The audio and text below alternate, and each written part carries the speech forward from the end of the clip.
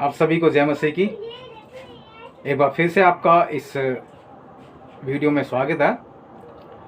और आज मैं आपको बताना चाहता हूँ अपने जीवन के एक बहुत ही महत्वपूर्ण समय से कि एक अभी हाल फिलहाल की घटना है। मैं जहाँ अभी काम करता हूँ वहीं पर रहते हुए मुझे लगभग 6 महीने हो चुके हैं और मैं परमेश्वर से प्रार्थना कर रहा था कि परमेश्वर यहाँ पर मेरी कुछ 1000-1500 तनख्वाह बढ़ जाए। और इससे पहले भी जहाँ मैं काम करता था वहाँ भी कम तनख्वाह थी, तो इसलिए मैंने वहाँ से छोड़ दिया था। और उसके लिए भी मैंने प्रार्थना की थी परमेश्वर से कि कोई अच्छी नौकरी मिले। और तो परमेश्वर ने एक समय मुझसे कहा कि वहाँ से मैं काम छोड़ दूँ। हालांकि कोई काम मिला नहीं था दूसरा, लेकिन परमेश्वर ने कहा इसे छोड़ दे और तब तुझे दूसरा मिल जाएगा। मैंने परमेश्वर की उस बात को सुना, मैं काम छोड़कर बैठ गया। जब मैंने काम छोड़ दिया तो मैं पहले असमंजस में था कि कहीं मैंने कोई गलती तो नहीं कर दी कि मैंने काम तो छोड़ दिया और अब मेरे पास घर चलाने के लिए पैसे नहीं हैं। मुझे कैसे मैं अपने घर का खर्चा चलाऊंगा, कैसे आगे का मैं सारा मैनेज करूंगा। मैं काफ़ी परेशान था। लेकिन एक बात मैं जानता हूँ कि जब मैं परमेश्वर की बात को सुनता हूँ, उसे फॉलो करता हूँ और उसको मनन करता हूँ, तो फिर परमेश्वर मेरी मदद करते हैं और कोई ना कोई ऐसा रास्ता निकाल देते हैं कि मुझे शर्मिंदा ना होना पड़े। क्योंकि परमेश्वर हमसे इतना ही प्यार करते हैं कि वो नहीं चाहते कि हम शर्मिंदा हो। तो परमेश्वर ऐसा कोई ना कोई रास्ता निकाल देते हैं। और ऐसा ही हुआ कि मैंने वो काम छोड़ा, कुछ दिन मुझे बैठना पड़ा, फिर मैंने एक दूसरी जगह काम पकड़ लिया। हालांकि परमेश्वर ने मुझसे नहीं कहा कि मैं उस काम को करूं, वो भी 6-7 घंटे का था, लेकिन वहाँ तनख्वाह कम थी, 4-5 हज़ार रुपये। फिर मैंने सोचा चलो मैं अपना भी कुछ पार्ट टाइम बिजनेस कर लूँगा, लेकिन शायद वो मैं नहीं कर पाया, वो किसी कारणवश। हालांकि परमेश्वर का वहाँ पर मुझे आश्वासन था कि अगर मैं करूँगा तो मैं उसमें सफल होऊंगा। क्योंकि हम भाई इंसान हैं, अपने दिमाग से सोचते हैं। तो इस वजह से मैंने भी अपना दिमाग लगाया और मैंने उस काम को छुआ नहीं, उसमें हाथ नहीं डाला। तो इस वजह से क्योंकि कई बार मैं अपने कुछ काम करने की मैंने कोशिश की और मैं उसमें असफल रहा, तो इसलिए मैंने हाथ नहीं डाला। जबकि अगर मैं हाथ डालता तो मुझे उम्मीद है, मुझे पूरा विश्वास है कि मैं उसमें सफल हो जाता। तो मैं वो उसे नहीं कर सका। खैर मैंने एक नौकरी ढूंढी और मैंने OLX पर मैंने अपने फ़ोन में ही OLX डाउनलोड कर रखा, उसी पर मैंने नौकरी ढूंढी और मुझे नौकरी मिल गई। मैं वहाँ करने लगा। अब क्योंकि हालात ऐसे थे कि मरता क्या ना करता, तो मैंने जो भी मुझे काम मिला, जैसा मिला मैं वो करने लग गया। तनख्वाह कम थी, लेकिन मैंने कहा चलो ठीक है, जो भी है, कम से कम घर में बैठने से अच्छा है कि कुछ तो होगा।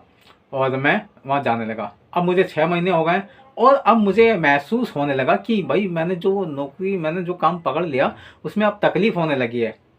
अब खर्चे बढ़ते जा रहे हैं और इनकम उतनी है नहीं, किराया बढ़ रहा है, हर चीज़ महंगी होती जा रही है लगातार। तो अब मैं क्या करूं?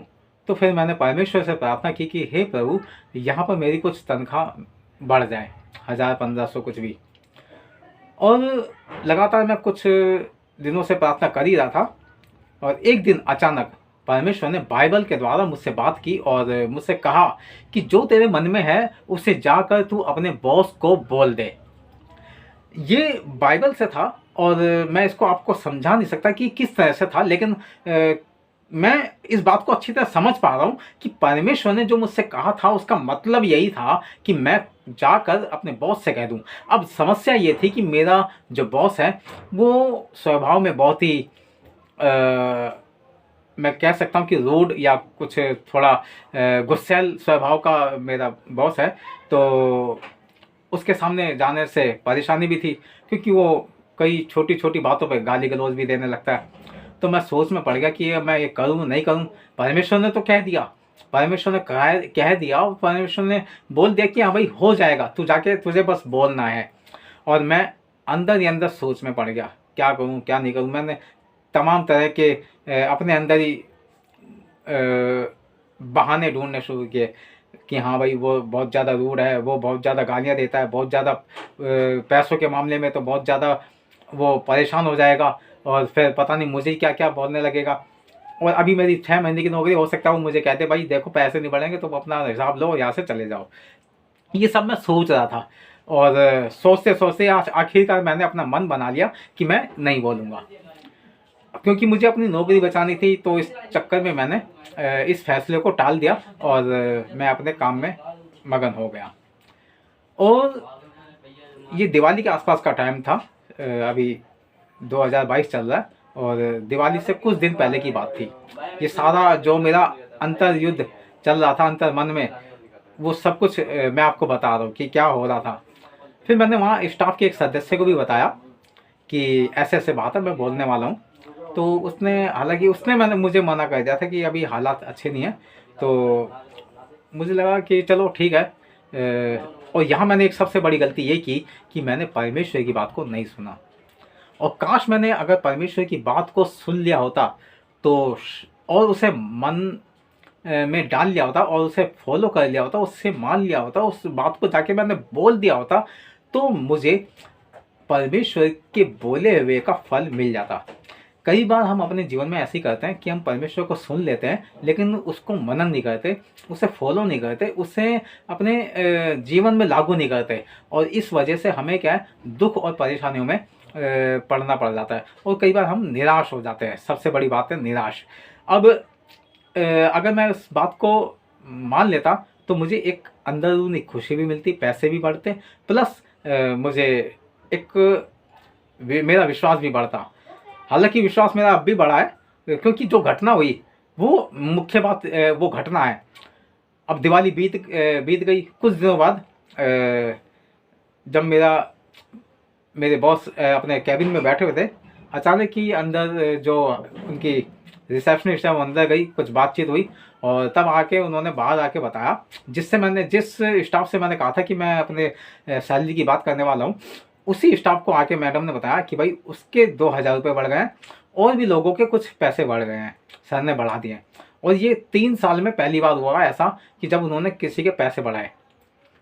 वो आमतौर पे किसी के 50 रुपये भी नहीं बढ़ाते, 100 रुपये भी नहीं देते किसी को, लेकिन 2000 रुपये के बढ़ाने, उसके बढ़े, औरों की बढ़े, लेकिन केवल एक मैं ही उस पूरे स्टाफ में था जिसके कुछ भी पैसे नहीं बढ़े।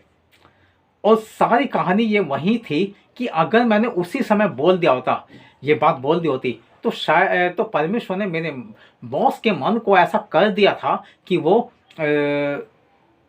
स्टाफ का पैसा, स्टाफ की सैलरी बढ़ाना चाहता था। लेकिन क्योंकि मैंने नहीं बोला तो शायद उसका ध्यान मेरी तरफ नहीं गया। ये एक मेरी बहुत बड़ी गलती थी। और क्योंकि मैंने प्रार्थना भी की, परमेश्वर से मांगा भी, परमेश्वर ने दे भी दिया, लेकिन उसके बावजूद मैंने परमेश्वर की बात को अनसुना कर दिया।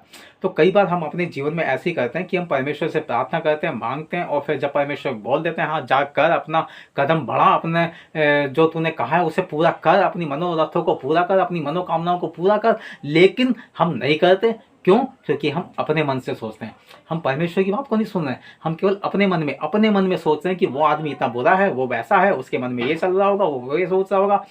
ऐसे ही हुआ था इसराइलियों के साथ। जब इसराइलियों को कहा कि जाकर हमला करो तो वो रुक गए, और जब उन्होंने कहा रुक जाओ तो फिर वो हमला करने चले गए।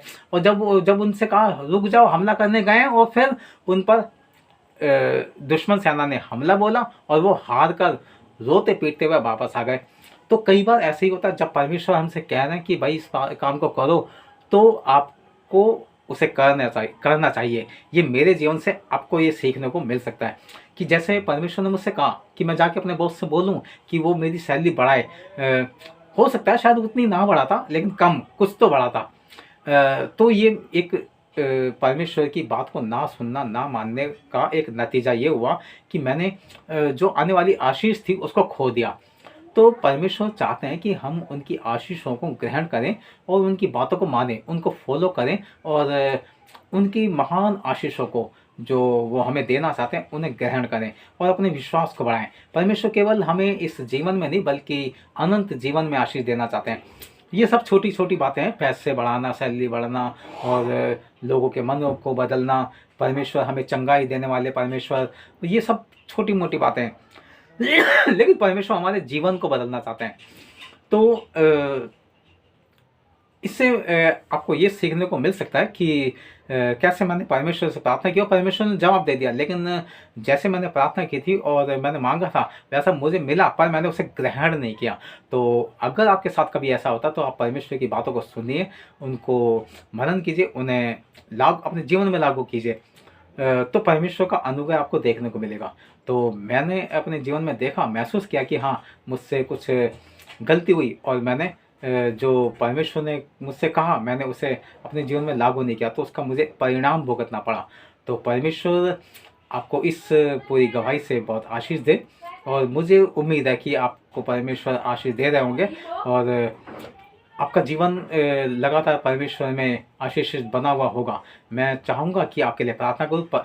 हे प्रभु परमेश्वर, आप जो भी लोग इस समय इस वीडियो को देख रहे हैं और इस गवाही को सुन रहे हैं, पिता परमेश्वर आप उन्हें आशीष दें, उन्हें बुद्धि ज्ञान से भरें, और पिता परमेश्वर उनकी सभी बीमारियों से आप उन्हें चंगाई दें, और पिता परमेश्वर आप उनके मनोरथों को पूरा करें।